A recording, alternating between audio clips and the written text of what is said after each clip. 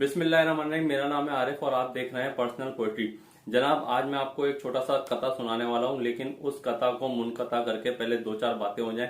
वो बात यह है कि भाई आजकल हम दुनिया पाने के चक्कर में ऐसे लग गए हैं कि हमें कुछ पता ही नहीं है। हमें ये नहीं पता कि दुनिया तलबी के अंदर दुनिया को ये पाने में हमारे अपने रिश्तेदार, अजीजों, अखारे, बहन, भाई, माँ बाप, इनसे हमारा रिश्ता नाता टूटते जा रहा है और दुनिया को हम पाने के चक्कर में लगे हैं।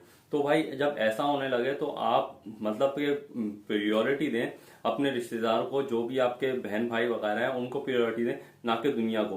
देखिए, जब इन दोनों में कॉन्फ्लिक्ट आ जाए ना, तो आपको कब कौन से कॉन्फ्लिक्ट के ऊपर किसको प्रायोरिटी देनी है ये आपको पता होना चाहिए, ठीक है। लेकिन जब दुनिया और ये रिश्तेदार आपके सगे माँ बाप बहन भाई आ जाए तो आपको इनको प्रायोरिटी देनी चाहिए, ना कि दुनिया को। लेकिन यहाँ पे हो क्या रहा है, मतलब घरेलू सियासत जो है वो मीडिया आपको बता रहा है और आप वो कर रहे होते हैं और आपको मतलब एहसास भी नहीं होता कि वो आप करे चले जाते हैं, और उससे होता क्या एट दी एंड आपका रिश्ता जो है आपके ही अपने खून के रिश्तों से खराब हो जाता है। तो ऐसा नहीं होना चाहिए। आप इसको बड़ा कंसीडर करें और देखें जहां पे भी मिस्टेक हो रही है उसको सॉल्व करें और अपने रिश्तेदारों को और खूनी रिश्तों को तरजीह दें।